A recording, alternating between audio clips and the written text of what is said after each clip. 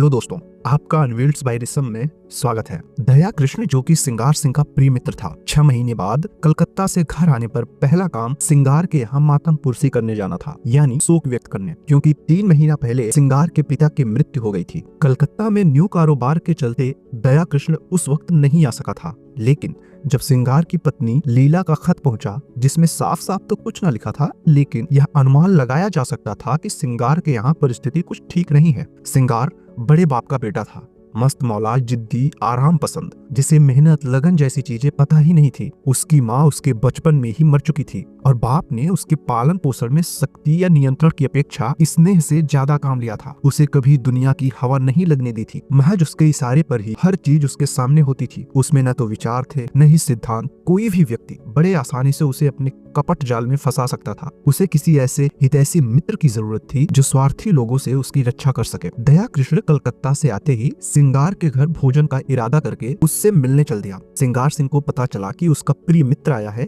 वह बाहर आया। दया कृष्ण उसे देखकर चौंक गया। जहाँ सिंगार के पिता के मृत्यु के कुछ ही समय बीते थे, वहीं उसके सिर पर घुंघराले बाल, आंखों में कोई आंसू नहीं, चेहरे पर विलासिता की मुस्कुराहट, एक रेशमी कमीज और मखमली जूते पहने हुए था, मानो किसी महफिल से उठा आ रहा हो। संवेदना दया कृष्ण के होठों तक आकर लौट गई।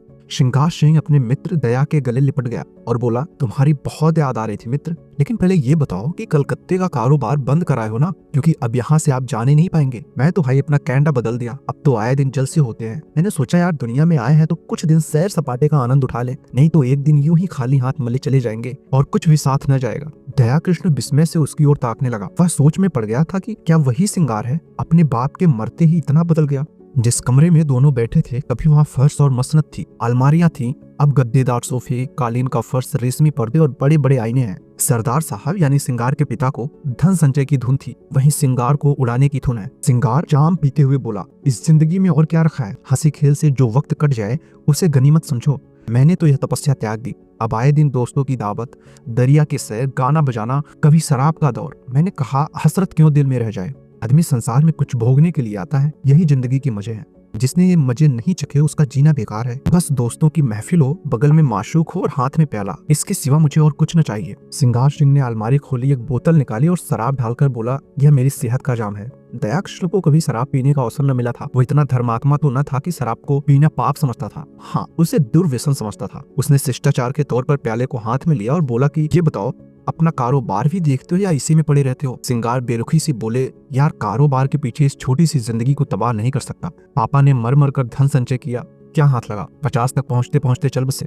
उनकी आत्मा अब भी संसार के सुखों के लिए तरस रही होगी। धन छोड़कर मरने से कहीं अच्छा है मजे में रहना। तुमने ग्लास मेज पर रख दिया, जरा पियो, दिल हरा हो जाएगा, आंखें खुल जाएंगी। दया कृष्ण फिर से क्षमा मांगा, लेकिन सिंगार सिंह गिलास पे गिलास पीता गया। उसकी आंखें लाल लाल निकल आई, उल जलूल बकने लगा। अंत में उसी कुर्सी पर पड़ा पड़ा बेसुध हो गया। अचानक पीछे से पर्दा हटा और लीला ने दया कृष्ण को इशारे से बुलाया, लेकिन दया कृष्ण ऐसा था कि सुंदर स्त्रियों के सन्मुख आकर अवाक हो जाता था। उसके गाल शर्म से लाल हो जाते थे, उसकी आंखें झुक जाती थी, लेकिन उसका मन स्त्रियों के चरणों पर लौटकर अपने आप को समर्पित कर देने के लिए विकल हो जाता था। वह स्त्रियों से एक भी शब्द बोलने की साहस न करता। उसके इस संकोच में जीवन में लीला ही एक युवती थी जिसने उसके मन को समझा था, उससे सहृदयता का व्यवहार किया था। तभी से दया कृष्ण मन से लीला का उपासक हो गया था। लीला में सहृदयता है, विचार है, दया है, इन्हीं तत्वों की ओर उसका आकर्षण था।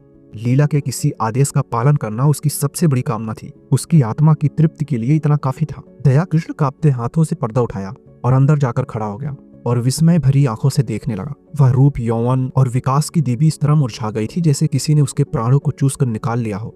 दया कृष्ण करुण स्वर में बोला, यह तुम्हारा क्या हाल है लीला? बीमार हो क्या? लीला मुस्कुराकर बोली, तुमसे मतलब? मैं बीमार हूँ या अच्छी हूँ? तुम तो अपने सैर सपाटे करते रहे। 6 महीने बाद जब आपको याद आई तो पूछते हो कि बीमार हो क्या? मैं तो उस रोग से ग्रसित हूँ जो प्राण लेकर ही छोड़ता है। अपने मित्र की हालत देखो, इनका ये रंग देखकर मेरे दिल पर क्या गुजरती है। क्या यह मैं अपने मुंह से कहूँ तभी समझोगे? इस घर में मेरी किसी को चाह या चिंता नहीं। रात रात न जाने कहाँ गायब रहते हैं। जब देखो नशे में मस्त, हफ्तों तक घर नहीं आते। अगर इनके यही ढंग रहे तो साल 2 साल में रोटियों के मोहताज हो जाएंगे। दया कृष्ण ने पूछा, ये हालत इन्हें कैसे पड़ गई? पहले तो ऐसे नहीं थे। लीला ने व्यथित स्वर में कहा, रुपए की बलिहारी है, इसीलिए तो बूढ़े मर मर के कमाते हैं और मरने के बाद लड़कों के लिए छोड़ जाते हैं। पापा ने लाखों रुपए की संपत्ति न छोड़ी होती तो आज ये महाशय किसी काम में लगे होते, कुछ घर की चिंता होती, कुछ जिम्मेदारियां होती, नहीं तो बैंक से रुपए निकाले और उड़ाए। दया माधुरी नाम की वेश्या से भी एक संबंध है इनका। वह इन्हें मूड़ रही है। इन्हें लगता है कि वह इन पे जान छिड़कती है।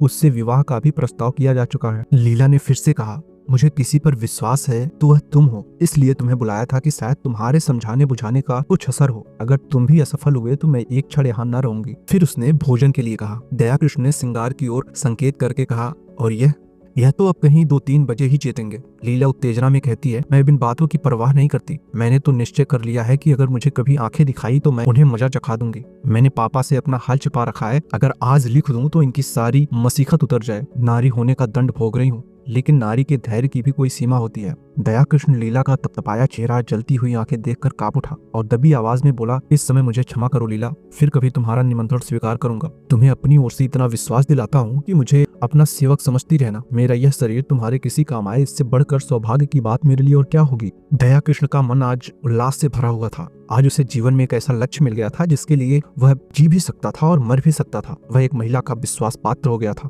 इस रत्न को वह अपने हाथ से कभी न जाने देगा, चाहे उसकी जान ही क्यों न चली जाए। 1 महीना गुजर गया।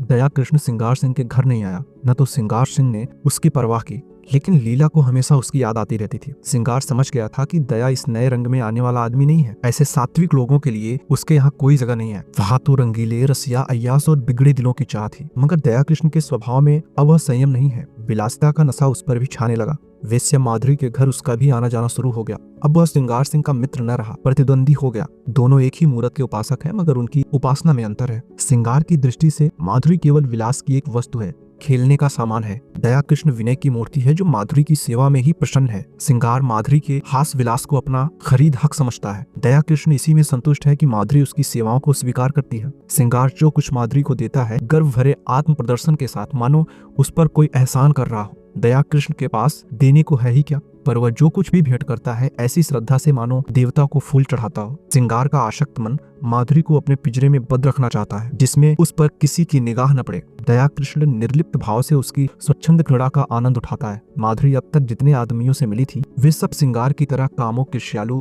रूप को भोगने की वस्तु समझने वाले थे। दया कृष्ण उन सबसे अलग था, सहृदयी, सेवाशील, मानो उस पर अपनी आत्मा को समर्पण कर देना चाहता। माधुरी को अपने जीवन में कोई ऐसा पदार्थ मिल गया है जिसे वह बड़ी एहतियात से संभाल कर रखना चाहती है। गहने अब उसकी नजरों में उतने मूल्यवान नहीं रहे जितनी यह फकीर की दी हुई ताबीज। जड़ाऊ गहने हमेशा मिलेंगे, लेकिन यह ताबीज खो गई तो शायद ही कभी हाथ लगे। गहने उसकी विलास प्रवृत्ति को उत्तेजित करते हैं, पर इस ताबीज में कोई दैवी शक्ति है जो न जाने कैसे उसमें सदनुराग और परिष्कार भावना को जगाती है। दया कृष्ण कभी प्रेम प्रदर्शन नहीं करता, अपनी विरह व्यथा के राग नहीं अलापता, पर माधुरी को उस पर पूरा विश्वास है।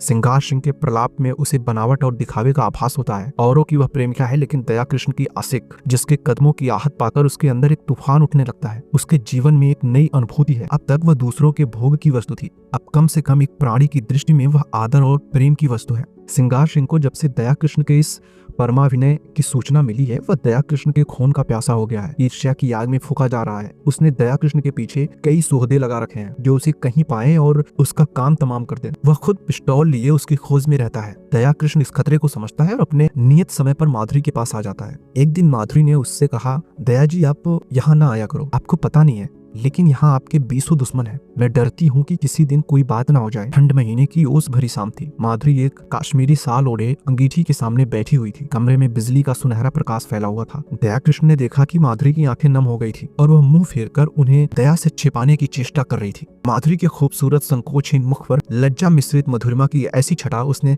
पहले कभी न देखी थी। उसने स्थिर भाव से जवाब दिया, मैं तो किसी की बुराई नहीं करता, मुझसे किसी को क्यों बैर होने लगा। मैं यहाँ किसी का बाधक नहीं, विरोधी नहीं। दाता के द्वार पर तो सभी भिक्षुक जाते हैं। अपना अपना भाग्य है, किसी को चुटकी मिलती है तो किसी को पूरा थाल। कोई क्यों किसी से जले। अगर किसी पर तुम्हारी विशेष कृपा है तो मैं उसे भाग्यशाली समझकर उसका आदर करूंगा। जलू क्यों? माधुरी ने स्नेह स्वर में कहा, जी नहीं, आप कल से न आया कीजिए। दया कृष्ण मुस्कुराकर बोले, जी नहीं, तुम मुझे यहाँ आने से नहीं रोक सकती। भिक्षुक को तुम दुत्कार सकती हो, दरवाजे पर आने से नहीं रोक सकती। माधुरी प्रेम भरी आंखों से उसे देखने लगी और बोली, क्या सभी आदमी तुम ही जैसे निष्कपट हैं? तो फिर मैं क्या करूं? दया ने कहा, यहाँ ना आया करो, क्या मेरे बस की बात नहीं है? माधुरी एक क्षण तक विचार करके बोली, एक बात कहो, मानोगे? चलो हम तुम किसी दूसरे नगर चले, केवल इसलिए कि कुछ लोग मुझसे खार खाते हैं। खार नहीं खाते, तुम्हारी जान के दुश्मन है। दया कृष्ण उसी अविचलित भाव से बोला, जिस दिन प्रेम का यह पुरस्कार मिलेगा वह मेरे जीवन का नया दिन होगा। माधुरी, इससे अच्छी मृत्यु और क्या हो सकती है? तब मैं तुमसे अलग न रहकर तुम्हारे मन में, तुम्हारी यादों में रहूंगा। माधुरी ने कोमल हाथ से उसके गाल पर थपकी दी। उसकी आंखें भर आई थी। इन शब्दों में जो प्यार भरा हुआ था वह जैसे पिचकारी की धार की तरह उसके हृदय में समा गया हो। ऐसी विकल वेदना, ऐसा नशा, इसे वह क्या कहे। उसने करुण स्वर में कहा, ऐसी बात न किया करो कृष्ण, नहीं तो मैं सच कहती हूँ एक दिन जहर खाकर तुम्हारे चरणों पर सो जाऊंगी। अब आप खुदा के लिए यहाँ न आया कीजिए। तुम क्या जानो हत्यारा सिंगार किस बुरी तरह तुम्हारे पीछे पड़ा है। मैं उसके सोहदों की खुशामद करते करते हार गई। कितना कहती हूँ कि दया कृष्ण से मेरा कोई संबंध नहीं है। उसके सामने तुम्हारी निंदा करती हूँ, इतना कोसती हूँ, लेकिन उस निर्दयी को मुझ पर विश्वास ही नहीं आता। तुम्हारे लिए मैंने इन गुंडों की कितनी मिन्नतें की हैं, जिनका मुंह देखना भी मैं अपनी शान के खिलाफ समझती हूँ। तुम्हारे लिए उनके पैर पड़ी, अब उनसे तंग आ गई हूँ और तुमसे हाथ जोड़कर कहती हूँ कि यहाँ से किसी ऐसी जगह चले चलो जहाँ हमें कोई न जानता हो। मैं तुम्हारे साथ सब कुछ झेलने को तैयार हूँ। आज इसका निश्चय किए बिना तुम्हें नहीं जाने दूंगी। मैं जानती हूँ तुम्हें मुझ पर अब भी विश्वास नहीं है। तुम्हें लगता है कि मैं तुम्हारे साथ कपट करूंगी। दया कृष्ण टोकते हुए बोले, नहीं माधुरी, तुम मेरे साथ अन्याय कर रही हो। मेरे मन में कभी ऐसा संदेह नहीं आया। मैंने तुम में वह सील और संकोच देखा जो मैंने कुलवधुओं में देखा है। माधुरी ने उसकी आंखों में आंखें गड़ाकर कहा, तुम झूठ बोलने की कला में इतने निपुण नहीं हो कृष्ण कि वेश्या को भुलावा दे सको। मैं न तो सीलवती हूँ न संकोचवती हूँ, मैं वेश्या हूँ, कलुषित और मायाविनी। मुझे पता है तुम मेरे पास भोग विलास के लिए नहीं आए हो। तुमने कभी डींग नहीं मारी, कभी धन का प्रलोभन नहीं दिया। मैंने भी कभी तुमसे धन की आशा नहीं की। तुमने मुझसे अपनी वास्तविक स्थिति कह दी, फिर भी मैंने तुम्हें एक नहीं अनेक ऐसे अवसर दिए कि कोई दूसरा आदमी उन्हें न छोड़ता, लेकिन तुम्हें मैं अपने पंजे में न ला सकी। तुम चाहे और जिस भी इरादे से आए हो, भोग की इच्छा से नहीं आए। फिर मैं भी तुम्हारे साथ मित्रोद्भाव भाव रखने लगी। समझ लिया मेरी परीक्षा हो रही है। जब तक इस परीक्षा में सफल न हो जाऊं तुम्हें नहीं पा सकती। तुम जितने सज्जन हो उतने ही कठोर हो। यह कहते हुए माधुरी ने दया कृष्ण का हाथ पकड़ लिया। प्रेम और समर्पण भरी चितवनों से उसे देखकर बोली, सच बताओ कृष्ण, तुम मुझ में क्या देखकर आकर्षित हुए थे। देखो बहानेबाजी न करना, तुम रूप पर मुग्ध होने वाले आदमी नहीं हो। दया ने संकट में पड़कर कहा, रूप इतनी तुच्छ वस्तु नहीं है माधुरी, वह मन का आईना है। माधुरी ने कहा, यहाँ मुझसे रूपवान स्त्रियों की कमी नहीं है। दया कृष्ण बोले, यह तो अपनी अपनी निगाह है। माधुरी ने भव्य सिकोड़ कर कहा, तुम फिर से झूठ बोल रहे हो, चेहरा कह देता है। दया कृष्ण ने परास्त होकर पूछा, पूछकर क्या करोगी माधुरी? मैं डरता हूँ कहीं तुम मुझसे घृणा न करने लगो। संभवतः है तुम मेरा जो रूप देख रही हो वह मेरा असली रूप न हो। माधुरी का मुंह लटक गया। विरक्त सी होकर बोली, इसका खुले शब्दों में यह अर्थ है कि तुम्हें मुझ पर विश्वास नहीं है। ठीक है, वेश्याओं पर विश्वास करना भी नहीं चाहिए। दया कृष्ण बोला, तुम तो नाराज हो जाती हो माधुरी। मैंने तो केवल इस विचार से कहा था कि तुम मुझे धोखेबाज समझने लगोगी। तुम्हें शायद मालूम नहीं है सिंगार सिंह ने मुझ पर कितने एहसान किए हैं। मैं उन्हीं के टुकड़ों पर पला हूँ। उसके घर जाकर जब उसके रंग ढंग देख और उसकी साध्वी पत्नी लीला को बहुत दुखी पाया तो सोचते सोचते मुझे यही उपाय सूझा कि किसी तरह सिंगार सिंह को तुम्हारे पंजे से छुड़ाऊं। मेरे इस अभियान का यही रहस्य है, लेकिन उन्हें छुड़ा तो न सका, खुद फंस गया। अब मेरे इस फरेब की जो चाहो सजा दो। माधुरी का अपमान टूट गया। चलकर बोली, तो कहिए ना कि आप लीला देवी के आशिक हैं। तुम तो एक छुपे रुस्तम निकले। उसके मन में जो एक डाह उठ रही थी उसी वक्त कैसे शांत करे। दया कृष्ण ने तिरस्कार भरे स्वर में कहा, मैं लीला का आशिक नहीं हूँ माधुरी, उस देवी को कलंकित न करो। मैं आज तुमसे शपथ खाकर कहता हूँ कि मैंने कभी उसे इस निगाह से नहीं देखा। उसके प्रति मेरा वही भाव था जो अपने किसी आत्मीय को दुख में देखकर हर एक मनुष्य के मन में आता है। किसी से प्रेम करना तो पाप नहीं है। तुम व्यर्थ में अपनी और लीला की सफाई दे रहे हो कृष्ण। नहीं, मैं नहीं चाहता कि लीला पर किसी तरह का आक्षेप किया जाए। अच्छा साहब, लीजिए, लीला का नाम न लूंगी। मैंने मान लिया वह सती है, साध्वी है और केवल उसकी आज्ञा से। दया कृष्ण बात काटते हुए बोले, उसकी कोई आज्ञा नहीं थी। ओहो, तुम तो जबान पकड़ते हो कृष्ण, क्षमा करो। तुम तो उनकी आज्ञा से नहीं अपनी इच्छा से आए हो। अब तो राजी हुए ना? अब यह बताओ आगे तुम्हारा क्या इरादा है? मैं वचन तो दे दूंगी मगर अपने संस्कारों को नहीं बदल सकती। मेरा मन दुर्बल है, मेरा सतीत्व कब का नष्ट हो चुका है। मैं तुमसे पूछती हूँ कि तुम मुझे अपनी शरण में लेने को तैयार हो? तुम्हारा आश्रय पाकर तुम्हारे प्रेम की शक्ति से मुझे विश्वास है मैं जीवन के सारे प्रलोभनों का सामना कर सकती हूँ। मैं इस सोने के महल को ठुकरा दूंगी, लेकिन इसके बदले मुझे किसी हरे वृक्ष की छां तो मिलनी चाहिए। वह छां तुम दोगे मुझे? अगर नहीं दे सकते तो मुझे छोड़ दो। मैं अपने हाल ही में मग्न हूँ। मैं वादा करती हूँ सिंगार सिंह से मैं कोई संबंध न रखूंगी। वह मुझे घेरेगा, आतंक दिखाएगा, लेकिन सब कुछ सह लूंगी तुम्हारे खातिर। और आगे वह कुछ न कहकर दया कृष्ण को ऐसे देखने लगी जैसे दुकानदार ग्राहक को तो बुलाता है पर साथ ही साथ यह भी दिखाना चाहता है कि उसे उसकी कोई परवाह नहीं। दया कृष्ण क्या जवाब दे?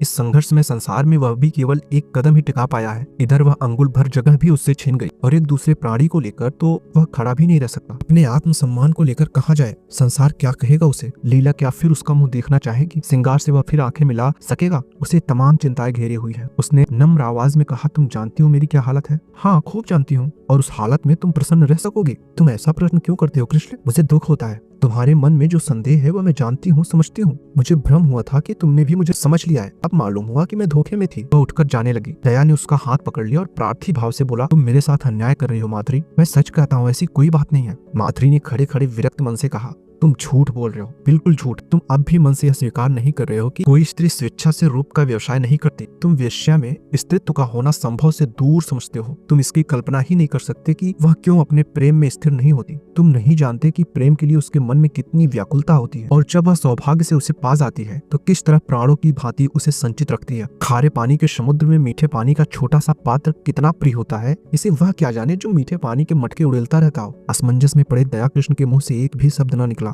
उसने कपट का जो अभिनय किया था, प्रेम का जो स्वांग रचा था, उसकी ग्लानि उसे और भी व्यथित कर रही थी। अचानक माधुरी ने निष्ठुरता से पूछा, तुम यहाँ क्यों बैठे हो? दया कृष्ण ने अपमान को पीकर कहा, मुझे सोचने के लिए कुछ समय दो माधुरी। क्या सोचने के लिए? अपना कर्तव्य है। मैंने तो अपना कर्तव्य सोचने के लिए तुमसे समय नहीं मांगा। तुम अगर मेरे उद्धार की बात सोच रहे हो तो उसे दिल से निकाल दो। मैं भ्रष्ट हूँ और तुम साधुता की मूर्ति। जब तक यह भाव तुम्हारे अंदर रहेगा मैं तुमसे वैसे ही बात करूंगी जैसे औरों के साथ करती हो। तुम जो एक मित्र की पत्नी पर दांत लगाए हुए हो, तुम जो एक सरला अबला के साथ झूठे प्रेम का स्वांग करते हो, तुम्हारे हाथों अगर मुझे स्वर्ग भी मिलता हो तो उसे ठुकरा दूं। दया कृष्ण ने आंखें लाल करके कहा, तुमने फिर से वही आक्षेप किया। माधुरी तिलमिला उठी और मन ही मन सोचने लगी, लीला पर आक्षेप भी असहनीय है क्योंकि वह कुलवधू है। मैं वेश्या हूँ, इसलिए मेरे प्रेम का उपकार भी स्वीकार नहीं किया जा सकता। माधुरी ने अविचलित भाव से कहा, आक्षेप नहीं कर रही हूँ, सच्ची बात कह रही हूँ। तुम स्वीकार करो या ना करो, तुम लीला पर मरते हो। तुम्हारी लीला तुम्हें मुबारक। मैं अपने सिंगार सिंह ही में प्रसन्न हूँ। उद्धार की लालसा अब नहीं रही। पहले जाकर अपना उद्धार करो।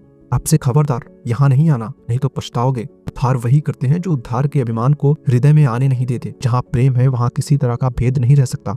यह कहने के साथ ही वह उठकर दूसरे कमरे में चली गई। दया कृष्ण कुछ देर वहाँ खड़ा रहा, फिर धीरे धीरे नीचे उतर गया, मानो देह में प्राण न हो।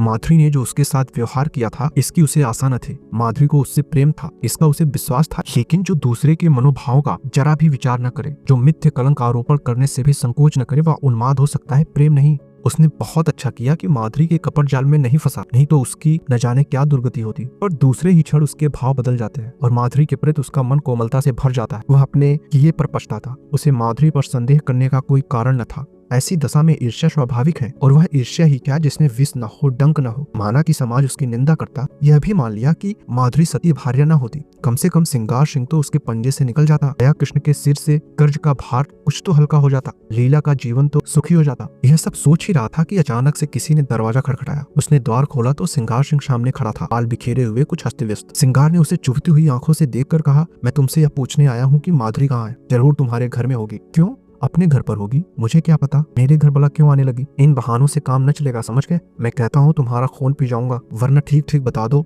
वह कहाँ गई। अरे मैं बिल्कुल कुछ नहीं जानता, मैं तो 2 दिन से घर से बाहर ही नहीं निकला हूँ। फिर सिंगार बोला, रात को मैं उसके पास था और सवेरे मुझे यह पत्र मिला। मैं उसी वक्त उसके घर गया, वहाँ उसका पता न था। नौकरों से इतना पता चला कि वह टांगे पर बैठकर कहीं गई है, कहाँ गई है या किसी को मालूम नहीं। सिंगार सिंह ने दया कृष्ण के मकान का एक कोना देखा, तब निराश होकर बोला, बड़ी बेवफा और मक्कार औरत है, जरा इस खत को पढ़ो। दोनों फर्श पर बैठ गए। दया कृष्ण पत्र पढ़ने लगा।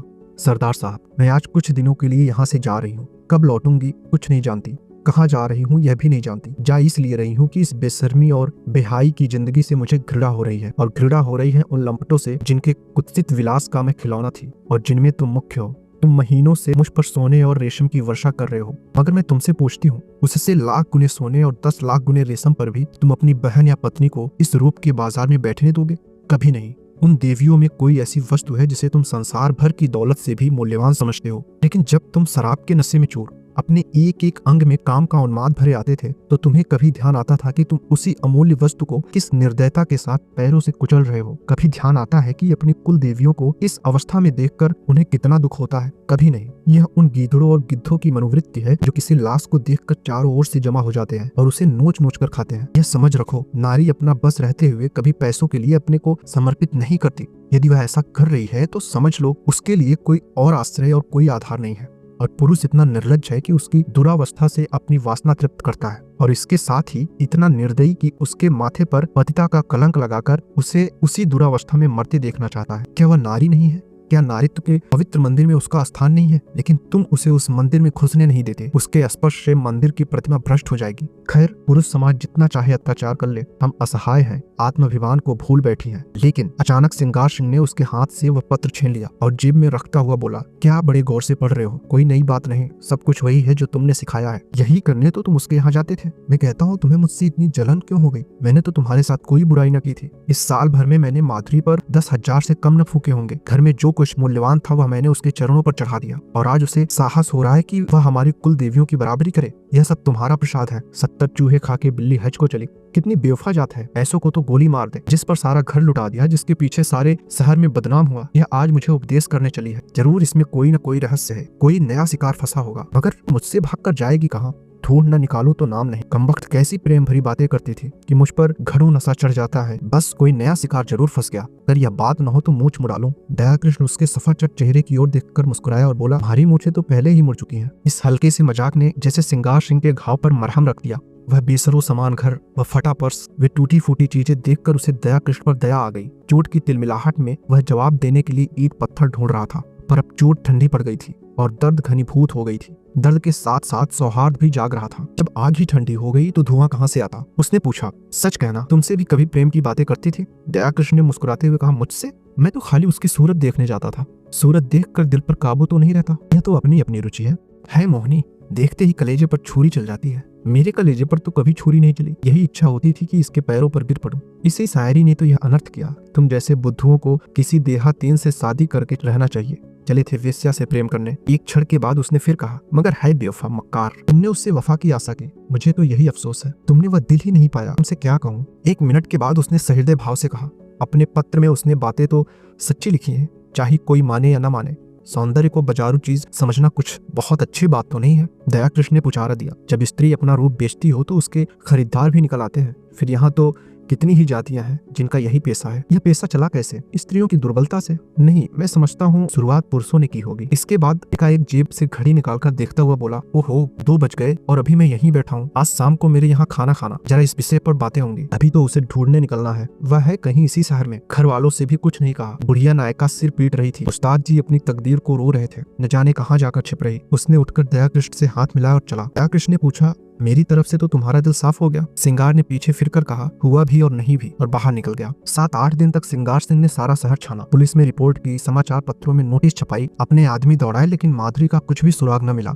मित्र वृंद सुबह शाम हाजिरी देने आते और अपना सा मुंह लेकर लौट जाते। सिंगार के पास उनके साथ गपशप करने का समय न था। सिंगार सिंह अपने भीतर वाले कमरे में बैठा हुआ पेग पे पेग चढ़ा रहा था, पर अंदर की आग न शांत होती थी। इस आग ने ऊपर की घास फूस को जलाकर भस्म कर दिया था और अब अंतस्थल की जड़ विरक्ति और अचल विचार को द्रवित करके बड़े वेग से ऊपर फेंक रही थी। माधुरी की बेवफाई ने उसके आमोदी हृदय को इतना आहत कर दिया था कि अब अपना जीवन ही बेकार सा मालूम होता था। माधुरी उसके जीवन में सबसे सत्य वस्तु थी, सत्य भी और सुंदर भी। उसके जीवन की सारी रेखाएं इसी बिंदु पर आकर जमा हो जाती थी। वह बिंदु एकाएक पानी के बुलबुले की भांति मिट गया और अब वे सारी रेखाएं, वे सारी भावनाएं, वे सारी मृद स्मृतियां उन झल्लाई हुई मधुमक्खियों की तरह भनभनाती फिरती थी, जिनका छत्ता जला दिया गया हो। जब माधुरी ने कपट व्यवहार किया तो और किससे कोई आशा की जाए? इस जीवन ही में क्या है? आम में रस ही न रहा तो गुठली किस काम की? लीला कई दिनों से महफिल में सन्नाटा देखकर चकित हो रही थी। उसने कई महीनों से घर के किसी विषय में बोलना छोड़ दिया था। बाहर से जो आदेश मिलता था उसे बिना कुछ कहे सुने पूरा करना ही उसके जीवन का क्रम था। वीतराक्षी हो गई थी।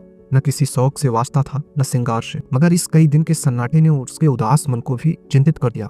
चाहती थी कि कुछ पूछे, लेकिन पूछे कैसे? मान जो टूट जाता। मान ही किस बात का? मान तब करे जब कोई उसकी बात पूछता हो। मान अपमान से प्रयोजन नहीं, नारी ही क्यों हुई? उसने धीरे धीरे कमरे का पर्दा हटाकर अंदर झांका। देखा सिंगार सिंह सोफा पर चुपचाप लेटा हुआ है, जैसे कोई पक्षी सांच के सन्नाटे में परों में मुंह छिपाए बैठा। समीप आकर बोली, मेरे मुंह पर ताला डाल दिया गया है, लेकिन क्या करूं, बिना बोले रहा नहीं जाता। कई दिन से सरकार की महफिल में सन्नाटा क्यों है? तबीयत तो अच्छी है। सिंगार ने उसकी ओर आंखें उठाई, उनमें व्यथा भरी हुई थी। कहा, तुम अपने मैके क्यों नहीं चली जाती लीला? आपकी जो आज्ञा। पर यह तो मेरे प्रश्न का उत्तर न था। वह कोई बात नहीं है, मैं बिल्कुल अच्छा हूँ। ऐसे बेहयाओं को मौत भी नहीं आती। अब इस जीवन से जी भर गया। कुछ दिनों के लिए बाहर जाना चाहता हूँ। तुम अपने घर चली जाओ तो मैं निश्चिंत हो जाऊँ। भला आपको मेरी चिंता तो है? अपने साथ जो कुछ ले जाना चाहती हो ले जाओ। मैंने इस घर की सारी चीजों को अपना समझना छोड़ दिया है। न जाने कब लौटूं। तुम यहाँ अकेले कैसे रहोगी? कई महीने के बाद लीला ने पति की आंखों में स्नेह की झलक देखी। मेरा विवाह तो इस घर की संपत्ति से नहीं हुआ है, तुमसे हुआ है। जहाँ तुम रहोगे वहीं मैं भी रहूंगी। मेरे साथ तो अब तक तुम्हें रोना ही पड़ा। लीला ने देखा सिंगार की आंखों में आंसू की एक बूंद नीले आकाश में चंद्रमा की तरह गिरने गिरने को हो रही थी। उसका मन भी पुलकित हो उठा। महीनों की क्षुधा अग्नि में जलने के बाद अन्न का एक दाना पाकर वह उसे कैसे ठुकरा दे? पेट नहीं भरेगा, कुछ भी नहीं होगा, लेकिन उस दाने को ठुकराना क्या उसके बस की बात थी? उसने बिल्कुल पास आकर अपने आंचल को उसके समीप ले जाकर कहा, मैं तो तुम्हारी हो गई। हंसाओगे तो हंसूंगी, रुलाओगे तो रोऊंगी, रखोगे तो रहूंगी, निकालोगे तो भी रहूंगी। मेरा घर तुम हो, धर्म तुम हो। अच्छी हो तो तुम्हारी हो, बुरी हो तो तुम्हारी हो। और दूसरे क्षण सिंगार के विशाल सीने पर उसका सिर रखा हुआ था और उसके हाथ लीला के कमर में थे। दोनों के मुख पर हर्ष की लाली थी। आंखों में हर्ष के आंसू और मन में एक ऐसा तूफान जो उन्हें न जाने कहां उड़ा ले जाएगा। एक क्षण के बाद सिंगार ने कहा, तुमने कुछ सुना? माधुरी भाग गई और पगला दया कृष्ण उसकी खोज में निकला। लीला को विश्वास न आया। दया कृष्ण? हाँ जी, जिस दिन वह भागी है उसके दूसरे ही दिन वह भी चल दिया। वह तो ऐसा नहीं है। और माधुरी क्यों भागी? दोनों में प्रेम हो गया था। माधुरी उसके साथ रहना चाहती थी, वह राजी न हुआ। फिर लीला ने एक लंबी सांस ली। दया कृष्ण के वे शब्द याद आए जो उसने कई महीनों पहले कहे थे। दया कृष्ण की वे याचना भरी आंखें उसके मन को मसोसने लगी। सहसा किसी ने बड़ी जोर से दरवाजा खोला और धड़धड़ाता हुआ भीतर वाले कमरे के द्वार पर आ गया। सिंगार ने चकित होकर कहा, अरे तुम्हारी यह क्या हालत है कृष्णा? किधर से आ रहे हो? दया कृष्ण की आंखें लाल थी, सिर और मुंह पर गर्द जमी हुई, चेहरे पर घबराहट जैसे कोई दीवाना हो। उसने चिल्लाकर कहा, अरे तुमने सुना? माधुरी संसार में नहीं रही। और दोनों हाथों से सिर पीट पीट कर रोने लगा, मानो हृदय और प्राणों को आंखों से बहा देगा।